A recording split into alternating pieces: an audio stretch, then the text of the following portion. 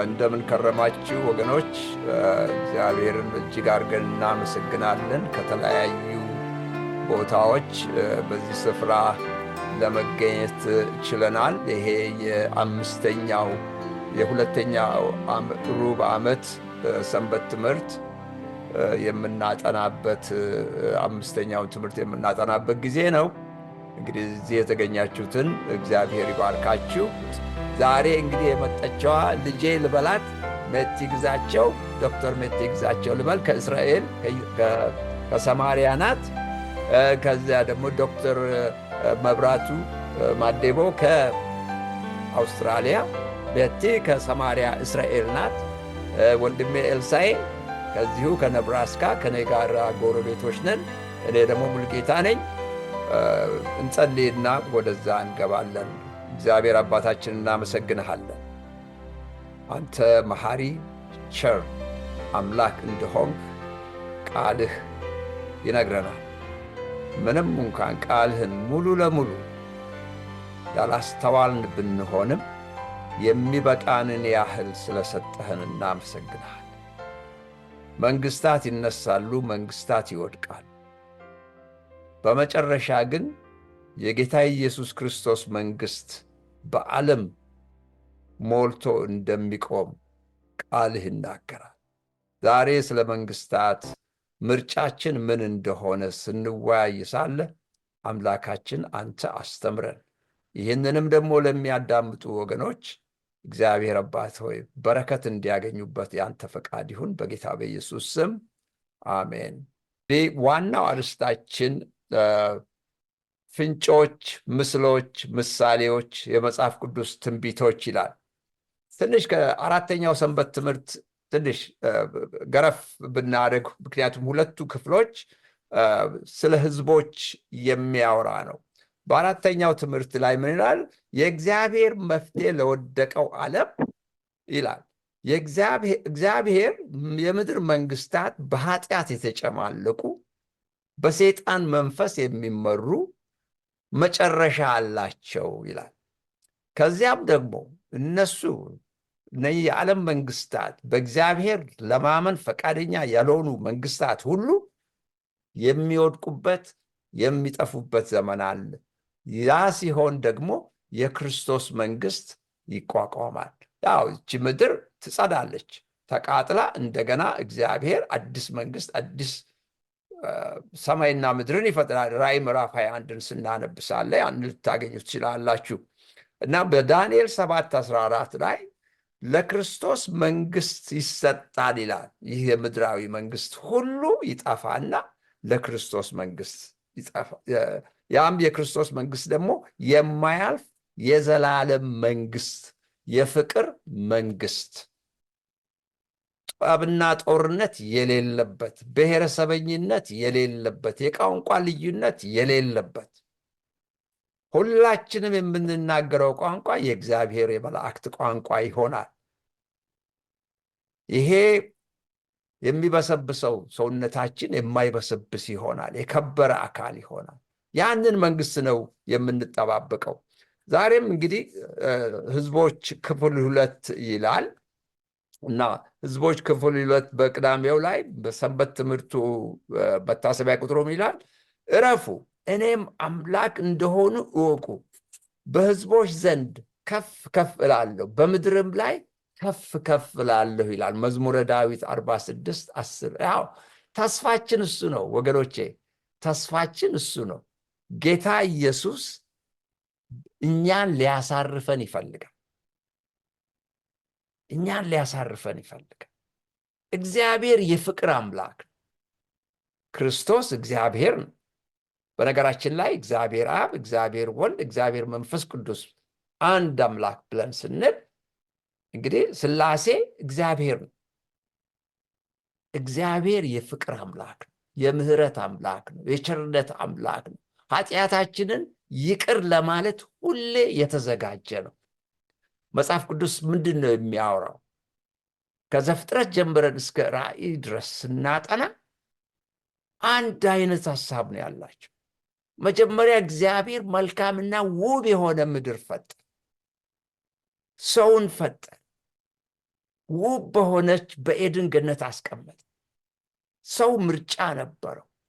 እግዚአብሔር በመጀመሪያ የሰጠው ትእዛዝ ምን ነበረ ይላል። እንደውም አንዳንድ ሰዎች ምን ይላሉ? እግዚአብሔር እኮ አዳምና ሔዋን እንዲወድቁ ይፈልግ ነበር ይላሉ። ነው፣ ያ የእግዚአብሔር ፈቃድ አይደለም። እግዚአብሔር ሁልጊዜም በፍጽምና በንጽህና እንዲኖሩ ነው። ነገር ግን ምርጫ ማድረግ ነበረባቸው። ጠላት ስለነበረ ለጠላት መታዘዝ ወይም ለእግዚአብሔር መታዘዝ ምርጫ ማድረግ ነበረባቸው።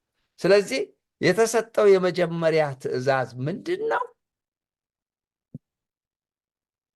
ከዚህ እንዳትበሉ፣ በበላችሁ ቀን ሞትን ትሞታላችሁ።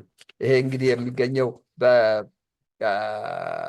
ካልተሳሳትኩ በስተቀር በዘፍጥረት ምዕራፍ 2 ላይ ነው እና ከዚህ ዛፍ እንዳትበሉ፣ በበላችሁ ቀን ሞትን ትሞታላችሁ።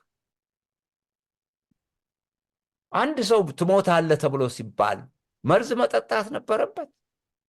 ይሄ መርዝ ይገድልሃል። እንግዲህ እናንተ ዶክተሮች ስለተለያዩ መርዞች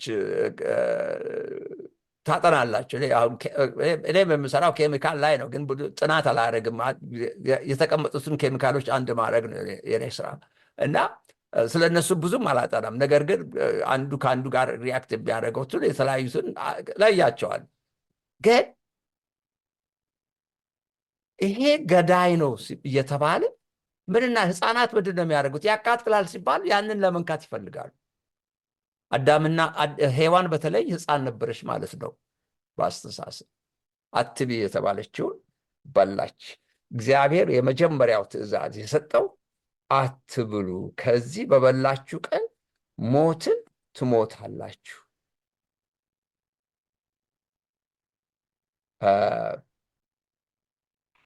ከዛ በኋላ የመጣው ነገር ስናስብ የተለያዩ የሰው መንግስታት እንደተቋቋሙ በተለይ ዳንኤል ምዕራፍ 2ን ስናጠና ዳንኤል ምዕራፍ 2 የሚያሳየን ምንድን ነው? የሰው መንግስታት መቋቋም። እነኚህ የሰው መንግስታት ምን አይነቶች ነበሩ?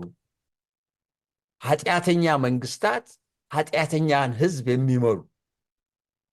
በዚያ መካከል ግን እግዚአብሔር ምን አደረገ? ህዝብን አስነሳ። በማን የሚመራ? በእግዚአብሔር የሚመራ።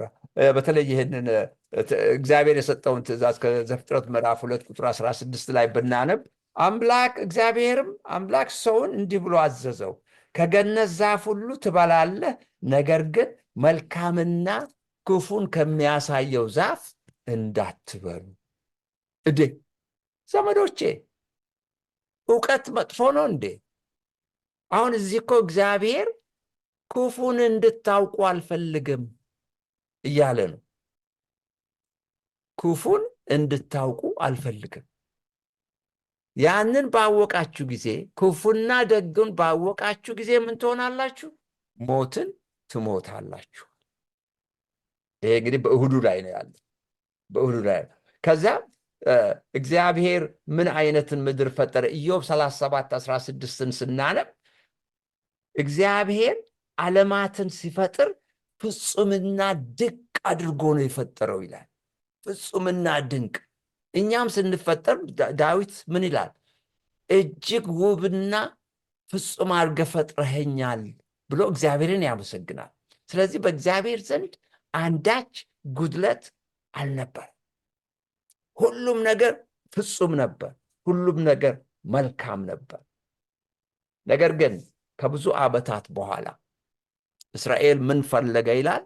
አንደኛ ሳሙኤል ላይ ከምዕራፍ 8 ከ19 እስከ 22 ስናነብ እንግዲህ ለማንበብ ብዙ ጊዜ ስለሌለ እንዳላላነበው፣ ነገር ግን ምን ፈለጉ ይላል? እንደ ጎረቤቶቻችን ንጉሥ ስጠን አሉ። እንደ ጎረቤቶቻቸው ንጉሥ ስጠን ባሉ ጊዜ ሳሙኤል እጅግ ምርር ብሎ አለቀሰ ይላል። ከዛ ወደ እግዚአብሔር ሄደ። እግዚአብሔር ምን አለው? ሳሙኤል እንደጠየቁት እንደ ልባቸው ንጉሥ ስጣቸው፣ የንጉሥ ስርዓት ግን ይሄ ነው ብሎ ዝርዝር አድርጎ መሬታችሁን ይወስድባችኋል፣ ልጆቻችሁን ይወስድባችኋል፣ ቆንጆ ሚስት ካለቻችሁ ሚስቶቻችሁን ይነጥቃችኋል፣ ወንዶች ልጆቻችሁን ወደ ጦር ሜዳ ይሰዳል፣ ባሮቹ ትሆናላችሁ። ይሁን በቃ ያንን ነው የምንፈልገዋል። ምን ሆኑ? የልባቸውን ሰጣቸው። የልባቸውን ከሰጣቸው በኋላ የሆነውን ሁሉ እንግዲህ መጽሐፍ ቅዱስ ሲያስተምረን በዙሪያቸው ጦርነት፣ እነሱን ለማስተዳደር የተነሱ ንጉሶች ከሳኦል ጀምሮ መከራ ሲያበሏቸው፣ ሀብታቸውን ሲዘርፉ፣ ልጆቻቸውን ሲዘርፉ፣ ቆነጃጅቶቻቸውን ሲወስዱ፣ ከዚያም በአካባቢያቸው ካሉ ህዝቦች ጋር ጦርነት ሲያደርጉ፣ ከዛ በፊት እግዚአብሔር ይዋጋላቸው የነበረ አሁን እነሱ ራሳቸው መዋጋት ነበረባቸው። በተለያዩ ጊዜያት በተለይ ከዳዊትና ከሰለሞን ሌላ የተነሱት ነገስታት በሞላ የእስራኤልን ህዝብ ከእግዚአብሔር የሚያርቁ ወደ ጣዖት የሚመሩ ሆነው ተገኙ። ስለዚህ በሰው የሚመራ መንግስት፣ ኃጢአተኛ መንግስት ኃጢአተኞችን ሲመራ ነበር። እግዚአብሔር ግን ፍጹምና ንጹሕ የሆነ አምላክ ኃጢአተኛውን ህዝብ በሚመራበት ጊዜ በጽድቅና በፍቅር ነበር የሚመራው ይላል የሰንበት ትምህርታችን። እና እኔና እናንተም እግዚአብሔር መሪያችን እንዲሆን ስንመጥ መንገዳችን የተስተካከለ ይሆናል። እንግዲህ ይሄ የመግቢያውን የእሁዱና የቅዳሜውን ነው። እንግዲህ የሰኞውና የማክሰኞውን ወንድሜ ዶክተር መብራቱ ሰመራይዝ ያደርግልናል። እግዚአብሔር ይስጥልኝ። ዋናው እንደተናገርከው በዚህ ሳምንት የምናየው እግዚአብሔር ያልፈለገውን ሰው ሊያየው ያልፈለገውን ሳይድ ነው የምናየው። ምክንያቱም ትእዛዝ ሰጥቷቸው ነበር። ትእዛዙ ክፉንና ደጉን የምታስታውቅ ነው። እግዚአብሔር ክፉን እንዲያውቁ አልፈለገም። ክፉ አሁን የምናየው ነው፣ የኃጢአት ውጤት ነው። ያንን እንዲያውቁ አልፈለገም። አዳምና ሔዋን መልካሙን ብቻ ነበር የሚያውቁት፣ ክፉን ሳይድ አያውቁም። ያን እንድናውቅ አልፈለገም፣ ግን መረጡና በዚህ ውስጥ ገባ። እግዚአብሔር አምላካቸው ነበረ፣ እግዚአብሔር ንጉሳቸው ነበር። ነገር ግን ያንን አጡ።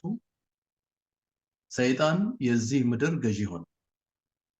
በሉቃስ ምዕራፍ 4 በምናነብበት ጊዜ ክርስቶስ ከፈተና በኋላ ከምድረ በዳ ሲመለስ ሰይጣን ይሄ ሁሉ ለኔ ተሰጥቶኛል ነው፣ እኔ ነኝ ገዢው ብሎ ነው የተናገረው። እና ክርስቶስ ቻሌንጅ አላደረገውም። የዚህ ገዢ ነኝ ሲል ይሄ ሁሉ እንዲያውም ክርስቶስ የዚህ ዓለም ገዢ ይለዋል። ሌላ ቦታ ጳውሎስም ይናገራል። በቆሮንቶስ ክርስቶስ በዮሐንስ 12 ላይ የዚህ ዓለም ገዢ ይለዋል። እና ሰይጣን የዚህ ዓለም ገዢ እንደሆነ የራሱን መንግስት እንዳቋቋመ የምናውቀው ከመጽሐፍ ቅዱሳችን። በዚህ በሰይጣን መንግስት ውስጥ እግዚአብሔር የራሱ ሰዎች ነበሩት።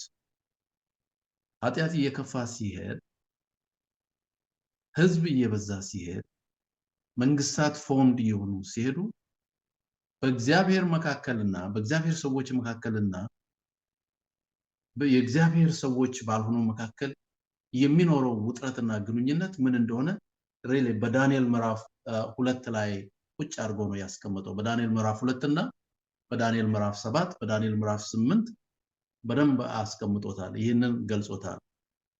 እና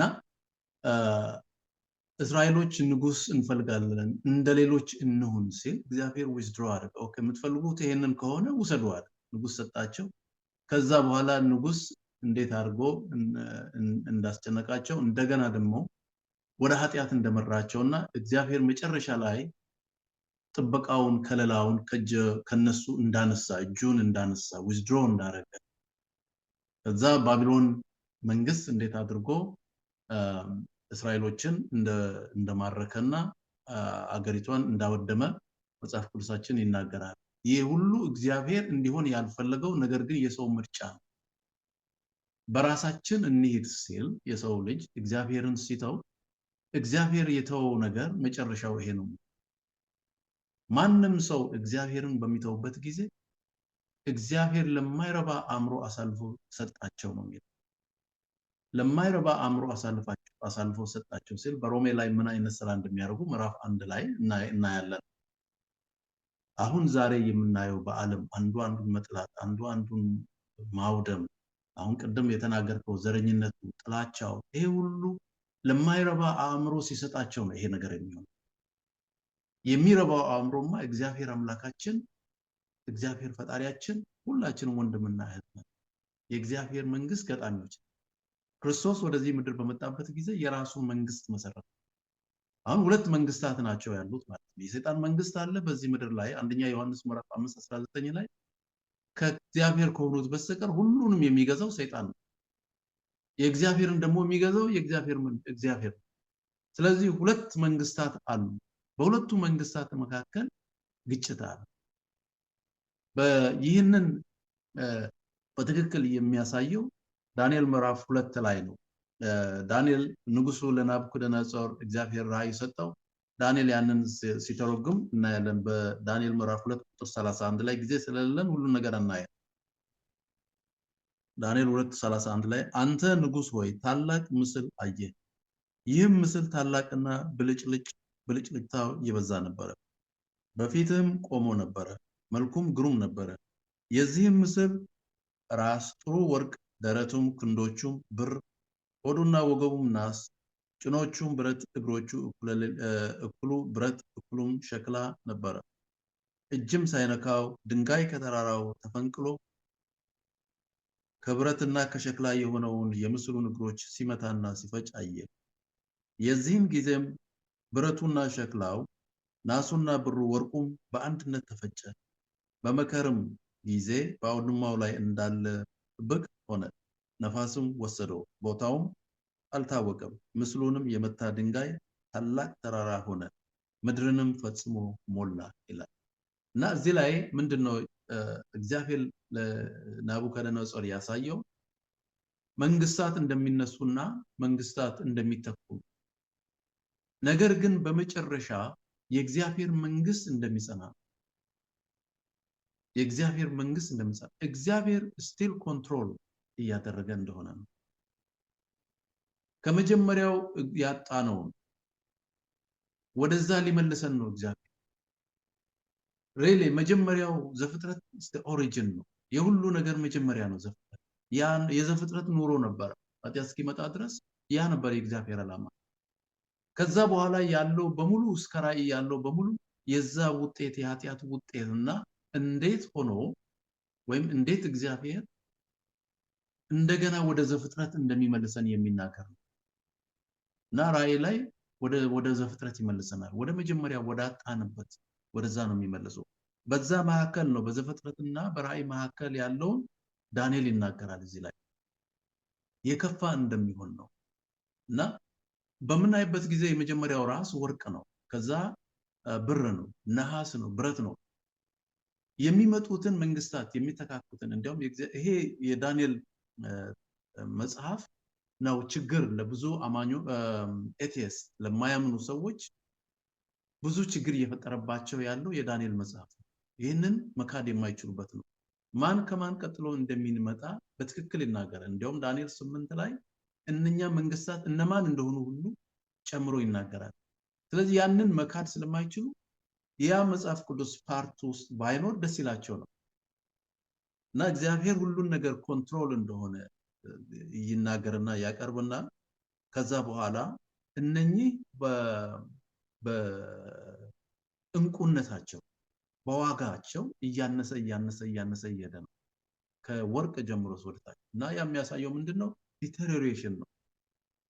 ሰው ምን ያህል ከእግዚአብሔር እየራቀ ሲሄድ ኃጢአት እየበዛ፣ ጭካኔው እየበዛ፣ ሁሉ ነገር እየበዛ፣ ክፋቱ እየበዛ እንደሚሄድ ነው። ለዚህ ነው ጳውሎስ በመጨረሻው ጊዜ የሚያስጨንቅ ዘመን ይመጣል እና ኃጢአት እየበዛ ሲሄድ ወደዛ ነው። እኛም የተፈጥሯችን ዲተሪዮሬት እያደረገ ነው የሚለው ለኃጢአት ያለው ዝንባሌያችንና ድክመታችን እየጨመረ ነው የሚሄደው። ነገር ግን ይላል ብዙ ሰዎች ከእግዚአብሔር በተለይ በ19ኛው ክፍለ ዘመን እንደገና በ20ኛው ክፍለ ዘመን ይሄ በዚህ በተለይ በፍሬንች ሪቮሉሽን በዛን ጊዜ የመጡ ነገሮች እግዚአብሔርን በሙሉ ጣሉ። በተለይ ፍሬንች ሪቮሉሽን ጠቅላላ እግዚአብሔርን ጣሉት፣ አያስፈልግም። ታይም ኦፍ ሪዘኒንግ ነው ያሉ፣ ሎጂክ እና ሪዘኒንግ ነው የዛን ዘመን ነው ብሎ ነው የመጡት። ያ ምን አደረገ? እግዚአብሔርን በተው ጊዜ ብዙ ክፉ ነገር የሆነው ያንን ብዙ ነገር የመጣ ነው። ከዛ በኋላ ነው ብዙ ነገር ብዙ እልቂት የመጣበት፣ ብዙ መከራ የመጣበት፣ ጭካኔ የመጣ በቤተሰብ ሁኔታ በምናይበት ጊዜ ይሄ የፌሚኒስት ሙቭመንት አንቲ ፌሚኒስት ሙቭመንት በመጣ ጊዜ ቤተሰብ ትዳር የሚፈርሰው ከመቼውም ጊዜ የበለጠ እየፈረሰ ያለው ከዛ ጊዜ ጀምሮ እና በሴቶች መካከል በሴትና በወንድ መካከል ያለው ልዩነት በሴትና በወንድ መካከል ያለው ቅርርብ ምን መሆን እንዳለበት መጽሐፍ ቅዱሳችን ባስቀመጠው መሰረት ሳይሆን ከዛ ተቃራኒ ስለሆነ ትዳር ራሱ ጸንቶ መቆም አይችልም። ብዙ ትዳሮች እየፈረሱ አሁን እንዲያውም ወጣቶች ወደ ትዳር መግባት የማይፈልጉበት ጊዜ ነው የሚሆነው። ምክንያቱም አይቆይም ብሎ ስለሚያስቡ ዳታውም የሚያሳየው ያንን ስለሆነ ያ ነው። ያ ምንድነው? በመጀመሪያው መሰረቱን ንዷል፣ መጥቷል ሰይጣን እና ከእግዚአብሔር ውጪ የሆነው ነገር ማንኛውም ትምህርታችንም ይሁን የሶሻል ፋብሪክ መሰረቱም ይሁን ማንኛውም ይሁን እግዚአብሔር ካስቀመጠው ውጪ የሆነ ነገር መጨረሻው ጥፋት። እግዚአብሔር ውጪ አዳምና ሔዋን ሄዱ፣ መጨረሻው እናያለን። አሁንም ሶሳይቲው ማህበረሰቡ ከእግዚአብሔር ውጪ ነው የሚለው። አሁን ወንድና ሴት ብሎ ነው እግዚአብሔር ያስቀመጠው። ያ የለም፣ ወንድና ወንድ፣ ሴትና ሴት ከእግዚአብሔር ውጪ ነው። ይሄ በባልና በሚስት መካከል ያለው ግንኙነት የሚስት ሮል፣ የባል ሮል፣ በሁለቱ መካከል ያለው ዳይናሚክስ ከዛ ውጪ ስለሆነ አሁን የለም። ስለዚህ እግዚአብሔር ምን ያህል እነ ካርል ማርክስ እነ ዳርዊን ምንድነው ኢቮሉሽን የሚናገረው ምንድነው? ነገሮች እየተስተካከሉ ይሄዳሉ ነው። ነገር ግን the law of thermodynamics የሚነግረን ደግሞ ምንድነው? ተቃራኒው ነው። ኬዎስ እየጨመረ ነው የሚለው እና ሞር ኦርጋናይዝድ የሆነ ነው የሚሄደው ብሎ እነሱ ያስተማሩ ዲስኦርጋናይዜሽኑ ነው እየበዛ ያለው። ያ ባይሆን ኖሮ ዛሬ የምናየውን አናይም። ስለዚህ ሰይጣን ባይዘው እነኚህ ትምህርቶች በሙሉ የካርል ማርክስ ትምህርት፣ የዳርዊን ትምህርት እነኚህ ሁሉ በ19ኛው በ1844 በ1840 አካባቢ ነው የመጡት። ይሄ እግዚአብሔር የፍርዱ ሰዓት ደርሷልና እግዚአብሔርን ፍሩ ክብርን ስጡት በሚሉበት ጊዜ በዛን ጊዜ ነው አይ እግዚአብሔር የለም የሚል ነው እነሱ ደግሞ ይዞ ይመጡት። ስለዚህ ሰይጣን በወቅቱ የራሱ ጊዜ ያለው ይዞ እንደመጣ ነው የምናየው እና ጠቅላላ ሁኔታዎችን እንዳበላሸ ነው የምናየው እና ዳንኤል 7 ላይ የበለጠ ዲቴይልድ የሆነ ነው የሚሰጠው እና እነኚህ መንግስታት ይሄ ዘመን በምን አይነት ሁኔታ እንደሚያልፍ ዳንኤል ምዕራፍ 7 ላይ ደግሞ ይናገራል። ከቁጥር 1 ጀምሮ በምናይበት ጊዜ ዳንኤል ምዕራፍ 7 ከቁጥር 1 ላይ በባቢሎን ንጉስም በቤልጣሶር በመጀመሪያ ዓመት ዳንኤል ባልጋው ላይ ህልምንና የራሱን ራእይ አየ። ከዚያም በኋላ ህልሙን ጻፈ፣ ዋነኛውንም ነገር ተናገረ። ዳንኤልም ተናገረ እንዲህ ማለት በሌሊት በራእይ አየሁ፣ እነሆም 4 የሰማይ ነፋሳት በታላቅ ባህር ላይ ይጋጩ ነበር። 4 ታላላቅ አራዊት ከባህር ወጡ፣ እያንዳንዲቱም ልዩ ልዩ ነበር ይችላል እና ዳንኤል ያየው ንጉሱ ናቡከደነጾር ካየው ጋር ተመሳሳይ ነው። ንጉሱ ያየው እንቁ የሆኑ ኤሌመንትስ ጎልድ፣ ወርቅ እና የሰው ምስል ነው ያየው። እዚህ ላይ ደግሞ እግዚአብሔር ለዳንኤል የሰጠው ራእይ ደግሞ በእንስሳት ነው። ነገር ግን እነኚህ እንስሳት የሚወጡት ከውሃ ውስጥ እንደሆነ ነው፣ ከባህር ነው። ነፋሳት ያሉበት ባህር ነው፣ ከዛ ውስጥ ነው። ጥቅሶችን ለማንበብ ጊዜ የለም እንጂ በመዝሙረ ዳዊት 65:5 ኢሳይያስ 17:12-13 ኤርሚያስ 46:78 ሌሎችም ቦታዎች ብዙ ቦታዎች አሉ። ይሄ እነኚህ ጥቅሶች ምንድነው? ይሄ ንፋሱ ማዕበሉ የሚያሳየው በራዕይ ምዕራፍ 7ም ላይ የምናገኘው ይሄንን ነው። ሕዝቅኤል ምዕራፍ 9 ላይ የምናየው ይሄንን ነው። ነፋስ አራቱ ነፋሳት ያዙ ብሎ ሲናገር እና ይሄ የሚያሳይ ምንድነው? ስትራይፍ ነው፣ ጦርነት ነው፣ አለመረጋጋት ነው፣ ብጥብጥ ነው። ከዛ ውስጥ ከጦርነት ውስጥ መንግስታት እንደሚወጡ ነው። አንዱ እንደሚወጣ አንዱ እንደሚተካ ነው የሚናገረው። የጦርነት ጊዜ እንደሚሆን ነው። የክርስቶስ መንግስት እስክትመሰረት ድረስ የሰላም ጊዜ ሳይሆን የእርካታና የእርጋታ ጊዜ ሳይሆን የብጥብጥ፣ የጦርነት፣ የነውጥ ጊዜ እንደሆነ ነው መጽሐፍ ቅዱሳችን በዳንኤል ምዕራፍ 7 ላይ የሚናገረው። ያ ዓለምን በሚነካበት ጊዜ የእግዚአብሔር ሰዎችን በዛ ውስጥ ነው የሚያልፍ። የእግዚአብሔር ሰዎችን በዛ ውስጥ ነው የሚያልፍ። ነገር ግን እግዚአብሔር ከለላቸው ይሁን። በዛ ውስጥ በሚያልፉበት ጊዜ እነሱም ይጎዳሉ። እነሱም በዚህ ዓለም ውስጥ ነው፣ ከዚህ ዓለም ውጭ አይደሉም ያሉት። ነገር ግን እግዚአብሔር አምላካቸው ነው። መጨረሻቸው በእግዚአብሔር እጅ። ልዩነቱ እሱ ነው። ስለዚህ ጊዜያችን በጣም አጭር ስለሆነ ብዙ መናገር አልፈልግም። ዋናው ነጥብ ምንድነው? ነገሮች እየከፉ ነው የሚሄዱ።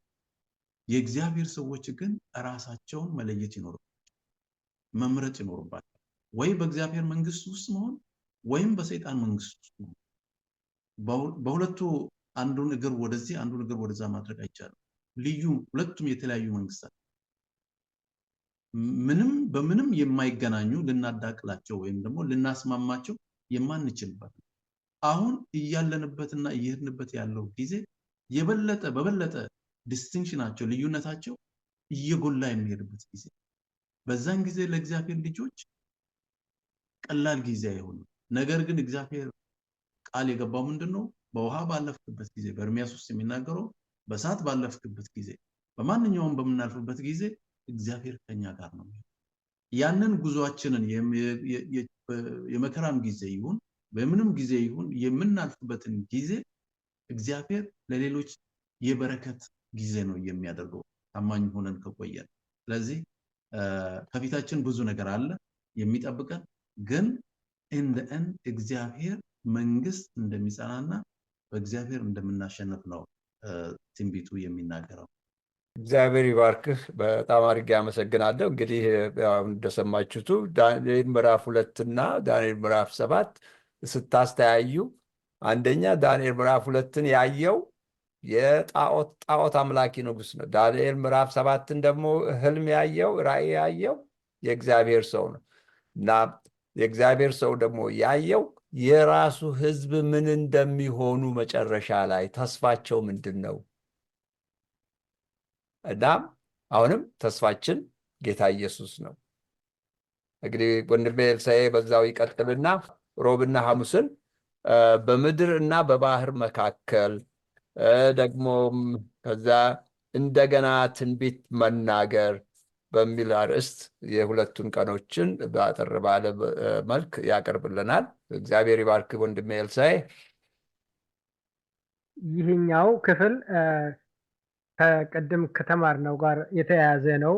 ተመሳሳይ ምልከታ ይዞ ነው የመጣው። በዚህ በረቡዕ ክፍል በስፋት መጽሐፍ ቅዱስ እግዚአብሔር በቃሉ ሆኖ ሊያስተምረን ጥሩ ምሳሌ ነበር የተጠቀመው። ባለ ራእዩም ምድርና ባህር ብሎ ነው ያስቀመጠው። በዚህ ስፍራ ምድርን ዛሬ እንደምናያት እንግዲህ የየብስ ክፍል ወይም ምድር ተብሎ ሲጻፍ ጂኦግራፊካሊ በምንመለከትበት ጊዜ ምድራችን የውሃ አንደኛ ክፍል ወይም 1/3 እንደሆነችና ሶስቱ ክፍሎች ወይም 3/4 በባህር ወይም በውሆች የተሸፈነ ሆኖ 1/4 በምድር የተሸፈነ እንደሆነ ነው ሁሉ ጊዜ የምንሰማው የምናየው። እና ይህች ምድር በውሆች ላይ ተቀምጣ ወይም ተንሳፋ እንድትቀመጥ ተረጋግታ እንድትቀመጥ እግዚአብሔር በራሱ በጥበቡ ነው አስቀምጦ የፈጠራት። እና ምድር ደግሞ ልትጎዳ ከምትችልባቸው ነገሮች አንዱ የምድር መናወጥ ሲከሰት ጊዜ ነው። የምድር መናወጦች ሲካሄዱ ወይም ሲከሰቱ ምድር ካለችበት ትናወጣለች፣ ብዙ ዲስትራክሽን እንደሚፈጠር እናያለን። ነገር ግን ከዚያ በላይ በባህር ላይ ሞገድ ሲነሳ ደግሞ ከባህር ላይ ትላልቅ አውሎ ነፋስ ወይም ደግሞ የባህር ማዕበል በሚነሳበት ጊዜ ምን ያህል ምድሪቱን እንደሚጎዳ ደግሞ ሁል ጊዜ የምናየው ነው። ይህንን በምሳሌ መልክ ነው በራእይ ዮሐንስ ላይ የተቀመጠውን የምንመለከተው። ምድር እንግዲህ የምትወክለው በተረጋጋ መንፈስ ወይም ደግሞ በእግዚአብሔር መንግስት ላይ የተመሰረተ የመረጋጋት ስፍራ ያንን ስትወክል፣ ባህር ደግሞ ውሆች የሚወክሉት የህዝብን መንግስት አለመረጋጋትና ሁከትን የያዘ መንግስት ወይም ማህበረሰብን የሚወክል እንደሆነ ነው የሚናገረው። ሁለቱም ግን ልክ ምድር ከውሃ ጋር ጎን ለጎን እንዳሉ ሁሉ የእግዚአብሔር ህዝብም ከአሕዛብ መንግስት ጋር ጎን ለጎን ይሄዳሉ። ቅድም በተማርነው መሰረት የእግዚአብሔር ህዝቦች ከእግዚአብሔር ስር ሆነው መመራትን በተቃወሙ ጊዜ ልክ ምርጫቸውን ከእግዚአብሔር ውጭ ባደረጉ ጊዜ ልክ እንደ ኤደን ገነት ማለት ነው። በኤደን ገነት ሁለቱ ግለሰቦች አለመታዘዝ ምክንያት የኃጢአት ቅጣት እንደመጣብን ሁሉ ህዝበ እስራኤል እግዚአብሔር ንጉሳቸውና መሪያቸው ሆኖ መምራት መልካም መስሎ ስላልታያቸው ከህዝብ በተመረጡ መሪዎች መተዳደርን እንደመረጡ ቅድም ተምረናል። ይህም ምርጫ በህይወታቸው ዘመን እስከዛሬ ድረስ በእውነተኛ ቤተክርስቲያን ላይ ስደትንና ስቃይን እንዳበዛ ነው የምንማረው። በተለይ በራእይ ዮሐንስ ምዕራፍ 12 ከቁጥር 15 እና 16 ያለውን ክፍል በምናነብበት ጊዜ ራእይ ዮሐንስ 12 ቁጥር 15 እና 16 እባቡም ሴቲቱ በወንዝ እንድትወሰድ ሊያደርግ ወንዝ የሚያህልን ውሃ ከአፉ በስተኋላዋ አፈሰሰ። ምድሪቱም ሴቲቱን ረዳቻት። ምድሪቱም አፏን ከፍታ ዘንዶው ከአፉ ያፈሰሰውን ወንዝ ዋጠችው የሚል ቃል ተጽፎ እናነባለን። በራእይ ዮሐንስ ምዕራፍ 12 ቁጥር 15 ሲጀምር እባቡም ብሎ ነው የሚጀምረው። ልክ እንደዚሁ በመጽሐፍ ቅዱስ ላይ እባብቱም ብሎ የተጀመረበት ወደኋላ መለስ ብለን በምናስብበት ጊዜ በዘፍጥረት ምዕራፍ 3 ላይ እግዚአብሔር ከፈጠራቸው ፍጥረታት ሁሉ እባብ ተንኮለኛ ነበረች የሚል ቃል እናነባለን። ያቺ እባብ ወይም የአንድ ጊዜ የተጻፈው ቃል በቀጥታ በራእይ ዮሐንስ ላይ በዚህ ቦታ ተጽፎ ሲገኝ እባቡም በሴቲቱ በወንዝ እንድትወሰድ ሊያደርግ ወንዝ የሚያህልን ውሃ ከአፉ በስተኋላ አፈሰሰ የሚለውን ስናነብ በኤደን ገነት ለሁለቱ ግለሰቦች እባብ ያመጣው መልእክት ምን ነበር? ምን መልእክት ነበር? ይህንን በምድራችን ላይ ኃጢአት እስከ ዛሬ ድረስ ቀጣይነት እንዲኖረው የማድረግን ምን አይነት መልእክት ነበረ ያሰራጨው ወይም ያስተላለፈው ብለን ስናስብ እባብ እግዚአብሔር ይችን ዛፍ በላችሁ ጊዜ ትሞታላችሁ ብሎ ስል እሱ አትሞቱም ብሎ እንደተናገረ እናምናለን። እንግዲህ የእባብ ወይም የዘንዶው የመጀመሪያው ዓላማና ታርጌት ማሳት ነው፣ ዲሰፕሽን ነው። ሁለተኛው ደግሞ ሐሰት ነው፣ ሐሰትን ማስተማር በእግዚአብሔር ላይ በመቃወም መነሳት እንደሆነ ነው የምንማረው። የመጀመሪያው ክፍል በማሳሳት የሁለተኛው ክፍል ደግሞ የሐሰትን ትምህርት በማስተማር በእግዚአብሔር ስርዓትና ደንብ ላይ የተቃውሞ መልእክት እንዳስተላለፈ እናያለን። ይህን በምንማርበት ጊዜ ይህች ሴት ደግሞ ማን ናት የሚለውን በምናነብበት ጊዜ በቀጥታ ብዙ ማስረጃዎች አለው መጽሐፍ ቅዱስ ቤተክርስቲያን እግዚአብሔር የመረጣት ቤተክርስቲያን እንደሆነች በቅሬታ መልክ የተቀመጠች የእግዚአብሔር ቤተክርስቲያን እንደሆነች ራሱ መጽሐፍ ቅዱስ በዚህ በራዕየ ዮሐንስ ምዕራፍ 12 ቁጥር 17 ላይ በግልጽ ይናገራል። በዚህ ቦታ ስናነብ ዘንዶም ይላል በሴቲቱ ላይ ተቆጥቶ የእግዚአብሔርን ትእዛዛት የሚጠብቁትን የኢየሱስ ምስክር ያላቸውን ከዘሯ የቀሩትን ልዋጋ ሄደ፣ በባሕረ አሸዋም ላይ ቆመ የሚለውን እናነባለን። ይህንን በምናነብበት ጊዜ ያቺ ሴቲቱ ማናት? በእሷ ላይ ተቆጥቶ ዘንዶ ሊያጠፋ የተነሳው የትኛዋ ሴት ናት በምንልበት ጊዜ ያን ስናስብ መጽሐፍ ቅዱስ በግልጽ ሲናገር የእግዚአብሔርን ትእዛዝ የሚጠብቁና የኢየሱስ ክርስቶስ ምስክር ያላቸው ከነሱ ከዘሯ ጋር ሊዋጋ በባሕረ አሸዋ ላይ እንደቆመ ያስተምራል። እና እባብ ሴቲቱ እንድትወሰድ አሁን እንደ ወንዝ ይላል፣ በወንዝ እንድትወሰድ ይላል። በእንግሊዝኛው ፍላድ ነው የሚለው። እንግዲህ ፍላድ የምን በጎርፍ ወይም በጎርፍ ካፉ በወጣው ጎርፍ ወይም ደግሞ በወንዝ እንድትወሰድ ብሎ ሲናገር ቁጥር 15 ላይ ከላይ ሲናገር ወንዝ አለ፣ ከታች ደግሞ ጎርፍ ብሎ ሁለት ቃል ተጠቅሟል። ሁለቱም አንድነትና ልዩነት አላቸው። ወንዝም ተጓዥ ነው ይሄዳል፣ ጎርፍም ተጓዥ ነው። ጎርፍ ከወንዝ የሚለይበት ምንድነው? ጎርፍ አንዳንድ ጊዜ የሚከሰት ወንዝ ነው ማለት ነው። በኃይለኛ ዝናብ ከተለያዩ ቦታዎች ይጠራቀማል፣ ብዙ ቆሻሻዎችን ይሰበስብና በፍጥነት ጉዞ ያደርጋል። የሞተውን ድንጋዩን፣ ቆሻሻውን ሁሉን ሰብስቦ ነው የሚሄደው። እንደሄደ ወዴት ነው የሚያስረክብ? ወደ ወንዝ ይከታል። ወንዝ ደግሞ ሁሉ ጊዜ ይጓዝ ስለነበር ያንን ሁሉን ጠርቀም አድርጎ ይዞ ወደ መጨረሻው ላይ በምን ላይ ነው የሚጨምረው? ባህር ላይ ይከታል።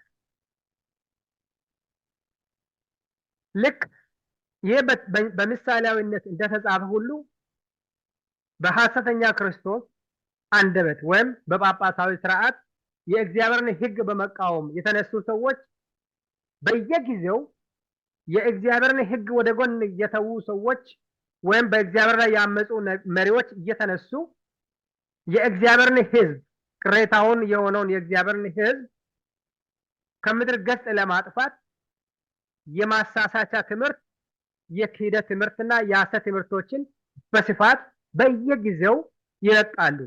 ያን ጊዜ ይህንን የሐሰት ትምህርት የተቀበሉና የሰሙ ሰዎች እውነት መሰላቸው በወንዝ ተጠርጎ ይወሰዳሉ፣ ይጠፋሉ ማለት ነው። እግዚአብሔር አምላክ ግን በዚህ ቦታ የገለጸው ግልጽ የሆነ ሴቲቱ አልጠፋችም፣ በዚህ በጎርፍ ውሃ አልሰመጠችም። የእግዚአብሔርን ትእዛዝ በመጠበቅና የክርስቶስ ምስክርነት ያላት እውነተኛይቱ ቤተክርስቲያን በዚህ ጎርፍ ከዘንዶ አፍ በወጣው በክህደት ትምህርት፣ በክህደት አስተምህሮት፣ በማሳሳቻ ሂደት አልተወሰደችም። እግዚአብሔር ለሷ አንድ መንገድ አዘጋጀላት። ምድርን አፏን ከፍታ ያንን ወንዝ ፈሳሹን እንድትወጣ አደረገ ይላል። እንግዲህ ይሄ በትንቢተ መንፈስም በተለያዩ መጽሐፍት በስፋት ስናጠና እንደ ሰባተኛ ቀን አድቬንቲስት ቤተክርስቲያናት እምነት ይህ ስደት በመጀመሪያ በዩሮፕ የተነሳው እስከ መጨረሻ ለእግዚአብሔር ታማኝ ሆኖ የተነሱ ሰዎች በየጊዜው ይሰደዱና በመጨረሻ መግቢያ ሲያጡ ይህንን ወደ ዛሬ ዩናይትድ ስቴትስ ኦፍ አሜሪካ ብለን ወደምንጠራው አገር በ1620 አካባቢ በሰዎች እንዲመጡ እድል ሰጣቸው። ከዚያም በኋላ እዚሁ ሀገር የገቡ ሰዎች እንግዲህ ሃይማኖታቸው ይዞ በነፃነት ማምለክ የቻሉበት ሁኔታ እንዳለ እናያለን። እስከ ረጅም ጊዜ ድረስ የሃይማኖት ነፃነት ተከብሮላቸው እንዳመለኩ ይናገራል። ነገር ግን በዚህ አላበቃም። ይህንን በዚህ ስንመለከት ወደ ራዕየ ዮሐንስ ምዕራፍ 13 ቁጥር 1 ላይ ያለውን ቃል ደግሞ እናነባለን። በራዕየ ዮሐንስ 13:1 ላይ የተጻፈውን ስናነብ ቃሉ እንዲህ ይላል። አንድም አውሬ ከባህር ሲወጣ አየሁ። 10 ቀንዶችና 7 ራሶች ነበሩት። በቀንዶቹም ላይ 10 ዘውዶች፣ በራሶቹም ላይ የስድብ ስም ነበረ ይላል። እንግዲህ ይሄ አውሬ ከባህር የሚወጣው ባህሩ ምንድነው ወይም ባህር ምንድነው የሚለውን እንዳንጨነቅና ያ ትርጉሙን ለማወቅ ብዙም ጥያቄ ውስጥ እንዳንገባ መጽሐፍ ቅዱስ አሁንም በግልጽ ያስቀምጥልናል። ምዕራፍ 17 በራዕየ ዮሐንስ ምዕራፍ 17 ቁጥር 15 ላይ ስንመለከት አለኝም ጋለሞታይቱ የተቀመጠችባቸው ያያቸው ውሃዎች ወገኖችና ብዙ ሰዎች አሕዛብም ቋንቋዎችም ናቸው የሚል እናነባለን። ስለዚህ በዚህ በራዕየ ዮሐንስ 13:1 ላይ ከባህር የወጣው ከብዙ ሕዝብ የወጣ የእግዚአብሔር ተቋም ወይም የክርስቶስ ተቃዋሚ ቤተክርስቲያኒቱን ያሳድድ እንደነበር ነው። በዚያን ጊዜ እግዚአብሔር በዚህ ቦታ በዚህ በምዕራቡ ዓለም ደግሞ እግዚአብሔርን እያመለኩ እንዲቆዩ በር እንደከፈተላቸው እናነባለን። ከዚህም በተነሳ ነው በተጨማሪ 12:16 ላይ አማኞች ወደ ተገኘው አህጉር በስደት ስለመፍለሳቸው የሚናገር እንደሆነ ቅድም ተናግረናል። እንግዲህ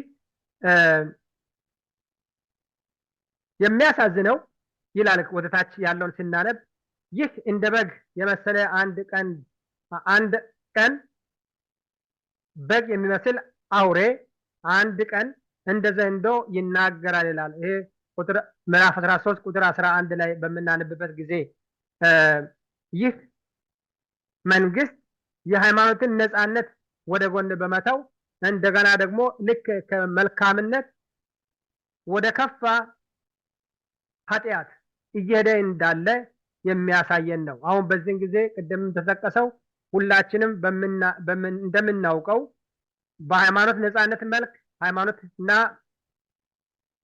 ቤተክርስቲያን በተናጠል ጎን ለጎን እንዲሄዱ ተቃጥ ተሰጥቶ ነበር።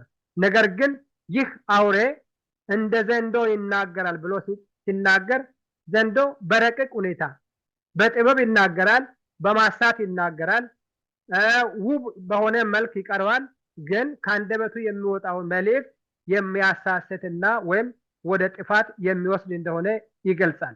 ልክ እንደዚሁም ተምሳሌት በዚህ ሀገር እኛ በመኖርበትም በየትኛውም በዓለም ክፍሎች ይህ የስህተትና የክደት አስተምህሮት በስፋት እጅግ እየበዛ እንዳለ የሰው ልጅ ከእግዚአብሔር በራቁ መጠን ራሳቸውን ለኃጢአት ባስገዙ መጠን የእውነት መንፈስ ከነሱ እየሸሸ በምድር ላይ ደግሞ ቁጣ፣ ኃጢአት፣ ስደት፣ ጉስቁልና እየበዛ እየመጣ እንደሆነ በግልጽ ይታየናል። እንደ ነቢያት እግዚአብሔር አምላክ እያንዳንዱን የትንቢት ጊዜ ግልጽ አድርጎ ያስቀመጠው ለዓላማ ነው፣ ለትልቅ ዓላማ ነው። በዘመናችን ብዙ ሰዎች በራዕየ ዮሐንስ የተጻፉትን ሆነ በዳንኤል በተለያዩ በነቢያት የተጻፉ ቃሎችን ይሄ ያለፈ ነገር ነው፣ ይሄ አይመለከተንም በሚል በተለያዩ ትንታኔዎች አይቀበሉትም። ከዚህም የተነሳ ወዴት እንደሚሄዱ ከየት እንደመጡ ምን እንደቀረባቸው በጭራሽ ሊያስተውሉ ሊያውቁት አልቻሉም። ዛሬ በሚያዩት ብቻ አምልከናል ወይ ጸልየናል፣ ጌታን አገልግለናል በሚል በመረን ህይወት እንደሚጓዙ ይታየናል። እግዚአብሔር አምላክ ለዚች ቤተክርስቲያን በሰጠን በትንቢት መንፈስ እያንዳንዱን ራዕይ እግዚአብሔር የሰጠን ለዚች ቤተክርስቲያን ከየት እንደመጣን እንድናስተውል፣ የት እንደደረስን እንድናውቅ፣ ምን ያህል እንደቀረን ደግሞ ጠንቅቀን እንድናውቅ ይረዳናል። በዘመናችን ቴክኖሎጂ ጂፒኤስ ተጠቅመን መኪና ይዘን ከአንድ ከተማ ወደ አንድ ከተማ ለመጓዝ ብንነሳ ምን ያህል እንደቀረን ይነግረናል። ከየት እንደመጣን ወደፊት ምን ያህል ከተጓዝን በኋላ እንደምንደርስ እንደሚያሳውቀን ሁሉ ይህ የትንቢት ቃሎች ለቤተክርስቲያን ለእያንዳንዳችን ለእውነተኛይቱ ቤተክርስቲያን ህዝቦች እንደ ጂፒኤስ ምልክታ ይሰጠናል። ከዚህም የተነሳ እግዚአብሔር አምላክ እነኛ መሪዎችን በዚህን ጊዜ የሚነሳው መሪ እገሌ ነው፣ እሱ አሳራጅ ይሆናል፣ በዚህን ጊዜ የሚነሳው መሪ ከሮም ነው፣ ስሙ እገሌ ይባላል ብሎ እግዚአብሔር በነቢያት ይናገራል፣ ሊናገር ይችል ነበር። እግዚአብሔር ያንን ለመናገር ከ2000 ዓመት በኋላ የሚሆነው የሚነሳ መሪ ማን እንደሆነ ያውቃል እግዚአብሔር። ነገር ግን እገሌ ይነሳል እንዲህ ብሎ ይናገራል ብሎ አልተናገረም። እንደዛ ቢል ኖሮ መጽሐፍ ቅዱስ ዛሬ በዚህን ጊዜ ወይ ላይኖር ይችላል፣ እኛም ላናገኝ እንችላለን። እግዚአብሔር በትንቢት መልክ ሲናገር ሰዎች ወዲያውኑ መግለጽ በማይችሉበት በረቀቀ ሁኔታና እግዚአብሔር ፈቃዱ ሆኖ ለሚገልጥላቸው ብቻ የሚገለጥ ምስጢር ሆኖ ስለቆየ ይህንን ምስጢር ደግሞ እግዚአብሔር ወዶና ፈቅዶ ለሚገልጥላቸው በትንቢት መንፈስ ይገልጻል። ከዚህም የተነሳ ነው ዛሬ በእግዚአብሔር መንፈስ ሆነን ያለንበትን እንድናስተውል ይረዳል። እና ይህ ከእባብ የሚነሳው ወይም የተነሳው የሐሰት ትምህርት፣ የክህደት ትምህርት እያጠፋቸው ለሚኖሩ ሰዎች እግዚአብሔር ከጊዜ በኋላ ደግሞ ትልቅ ቃል ሰጠ። በዳንኤል ላይ እንዲታተምና እንዲዘጋ የተባለው ያ መጽሐፍ የመጨረሻው መልእክት በራእይ ዮሐንስ ላይ እንዲከፈት ማይተሙ ከተከፈተ በኋላ እንደገና ደግሞ እንዲነገር እግዚአብሔር እቅድ አወጣ። ለዚህም ነው ሐሙስ ትምህርት ላይ ስናነብ እንደገና ትንቢት መናገር ራእይ ዮሐንስ ምዕራፍ 10 ቁጥር 1 ላይ በመናነብበት ጊዜ በራእይ ዮሐንስ ምዕራፍ 10 ከቁጥር 1 እና 2 ያለውን ስናነብ እንዲህ ይላል። ሌላ ብርቱ መልአክ ደመና ተጎናጽፎ ከሰማይ ሲወርድ አየሁ። በራሱ ላይ ቀስተ ደመና ነበረ። ፊቱም እንደ ፀሐይ፣ እግሮቹም እንደ እሳት አምዶች ነበሩ። የተከፈተችንም ታናሽ መጽሐፍ በእጁ ያዘ። ቀኝ እግሩንም በባህር ላይ ግራውንም በምድር ላይ አኖረ። እንደሚያገሳ አንበሳ በታላቅ ድምፅ ጮኸ የሚለውን ቃል እናነባለን። ይህ በጣም ትልቅ መልእክት ያለው ቃል ነው። ምናልባት ብዙዎቹ ይህንን ኢየሱስ ክርስቶስ ምጽአት ብሎ ሊተረጉሙ ወይ ሊያስተውሉ ይችሉ ይሆናል። ኢየሱስ ክርስቶስ ስብከት ሊያደርግ እንደዚህ ትሆናለህ ብሎ ለስብከት አይመጣም። ሁሉ ነገር ካለቀ ካበቃ ተፈጸመ ብሎ ለፍርድ ስለሚመጣ ይህንን የመዳንን ወንጌል ይዞ የሚመጣ መልአክ በመጨረሻ ጊዜ የሚነሳውን የሚሰራጨውን የእግዚአብሔር እውነትን ያመላክታል። ይህ መልአክ አንድ እግሩን በባህር አንድ እግሩን በምድር ላይ ያኖርበትን ስንመለከት ለመንግስታትም፣ ለወገኖችም፣ ለቋንቋዎችም፣ ለህዝብ፣ ለነገድ፣ ለቋንቋ በራእይ ዮሐንስ ምዕራፍ 14 ቁጥር 6-12 እንደተጻፈው ለመላው ዓለም በየትኛውም ክፍል ኖሩ ለሁሉም ወንጌልን ስበኩ፣ ምስክር ይሆንባቸው ዘንድ ይህ ወንጌል እስከ ዓለም ዳርቻ ይሰበካል ተብሎ የተነገረው ቃል ተፈጻሚነትን እንዲያገኝ እግዚአብሔር በመጨረሻ ሰዓት ላይ የሚልካቸው ታማኝ የእግዚአብሔር አዋጅ ነጋሪያን እንደሆኑ ይናገራል። ስለዚህ ነው የተመረጥነው፣ አዋጅ እየተናገርነው ማለት ነው።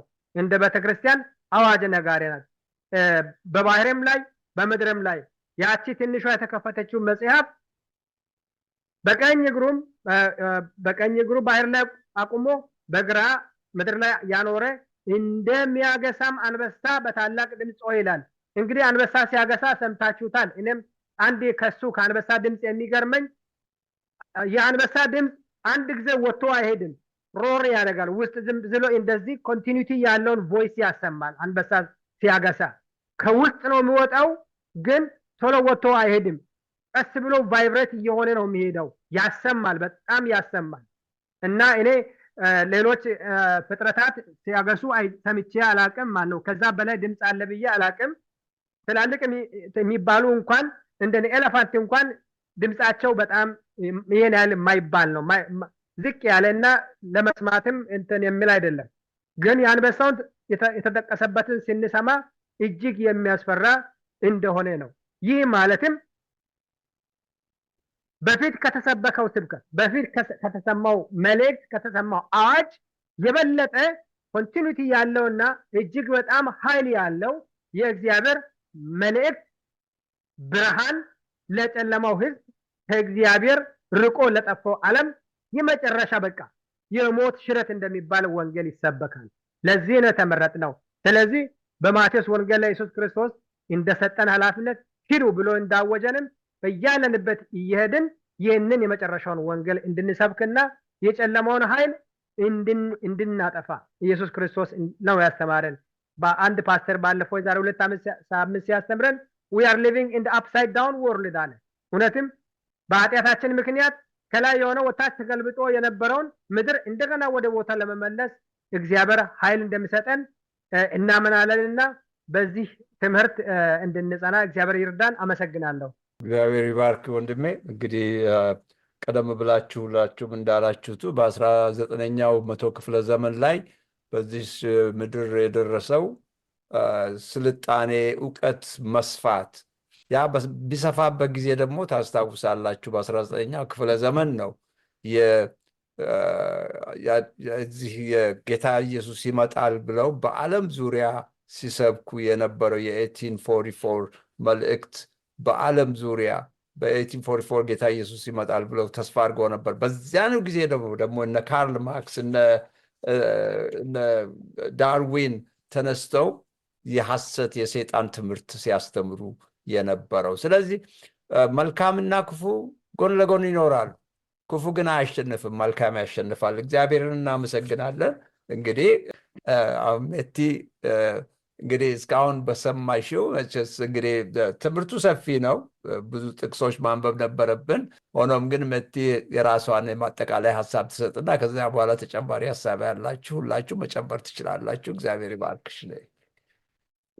እንግዲህ ሰንበት ትምህርታችን 5ኛው ሞር ኦፍ ዳንኤል እና ራእይን ፎከስ በማድረግ በጣም ኮር የሆነውን ፓርት በመንካት ነው የሚጀምረው እና ከዚህ ሁሉ ውስጥ ግን አንድ ኮመን የሆነ ነገር ወይም ደግሞ አንድ ኪ ሜሴጅ ምንድን ነው ቢባል ሁሉ ጊዜ ሰዎች ዲስኦቢዲየንስ በጣም ብዙ ነገር ኮስት ያስደርጋል፣ እግዚአብሔርን አለመታዘዝ ዋጋ ያስከፍላል የሚል ነው። የመጀመሪያው ሂውማኒቲ ፌል ባደረገ ጊዜ፣ በኃጢአት በወደቁ ጊዜ እግዚአብሔርን ትእዛዝ አለመታዘዝ ነበረ። which is እግዚአብሔርን አለመታዘዝ ቢሆንም ነገር ግን ምንድነው አንደርላይንግ ፕሮብለሙ ችግሩ ምንድን ነበረ? they didn't believe him። እግዚአብሔር ዲሲቭ እንዳደረጋቸው ነው የቆጠሩት። ያ እግዚአብሔርን በጣም ከምንም በላይ የሚያሳዝነው ነገር እሱ ክርስቶስን በምድር በመጣበት ጊዜ እምነትሽ አድኖሻል እያለ ሲናገር እምነትህ አድኖሃል ሲል የነበረው ከዛ የተነሳ ነው። እግዚአብሔርን ካለማመን የመነጨ አለመታዘዝ ነው ማለት ነው። the same goes for ያየናቸው ፒኪለር ሆነው የተለየ ህዝብ ሆነው እንዲኖሩለት እግዚአብሔር ሲፈልግ አሁንም እነሱ እግዚአብሔርን ባለመታዘዝ ያመጡት ችግር ነበረ። ከግብፅ ባርነት ቢያወጣቸው ነገር ግን they still በዛ ነገር ውስጥ ወደቁ። በባቢሎን፣ በፐርዣ፣ በግሪክ እና በሮማን ኢምፓየር ውስጥ ስሌቭ ሆነው ቆዩ ማለት ነው። እግዚአብሔር ከስሌቨሪ ነበር ያወጣቸው፣ ነገር ግን የራሳቸው ምርጫ በዛ ውስጥ እንዲያልፉ በእነዚህ 4 መንግስታት ሁሉ ውስጥ ስሌቭ ሆነው እንዲቆዩ ያደረጋቸው ማለት ነው። በራእይ ምዕራፍ 21 ላይ እንደዚህ ይላል ከአንድ ጀምሮ፣ አዲስ ሰማይንና አዲስ ምድርን አየሁ፣ ፊተኛው ሰማይ ፊተኛይቱ ምድር አልፈዋልና ባህርም ወደፊት የለም። ቅድስቲቱ ከተማ አዲሲቱ ኢየሩሳሌም ለባሏ እንደተሸለመች ሙሽራ ተዘጋጅታ ከሰማይ ከእግዚአብሔር ዘንድ ስትወርድ አየሁ ይላል። አልፈን ቁጥር 4 ላይ እናነባለን። እንባዎችንም ሁሉ ከዓይኖቻቸው ያብሳል፣ ሞትን ከእንግዲህ ወዲህ አይሆንም፣ ሐዘንም ቢሆን ወይም ጩኸት ወይም ስቃይ ከእንግዲህ ወዲህ አይሆንም፣ የቀደመው ስርዓት አልፏልና ብሎ ሲናገር ሰማ። አሜን። ይሄ ቃል ሁላችንም የምንጠብቀው ታላቁ ተስፋችን ነው። እንባዎችን ሁሉ ከዓይኖቻቸው ያብሳል፣ ሞት ከእንግዲህ ወዲህ አይሆንም።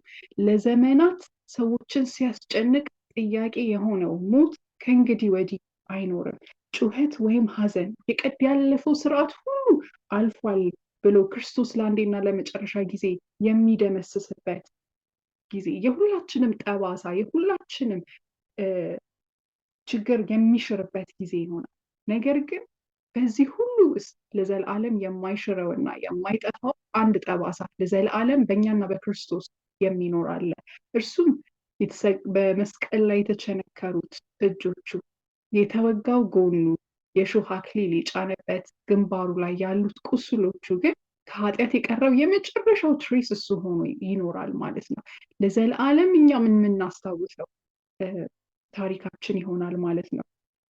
በዕንባቆም ምዕራፍ 3 ቁጥር 4 ላይ እንደዚህ ይላል፣ ጸዳሉ እንደ ብርሃን ነው፣ ጨረር ከእጁ ወጥቷል፣ ኃይል በዚያ ተሰውሯል ይላል። እንግሊዘኛው ላይ ካነበብን ጸዳሉ እንደ ብርሃን ነው፣ ጨረር ከጎኑ ወጣ ይላል።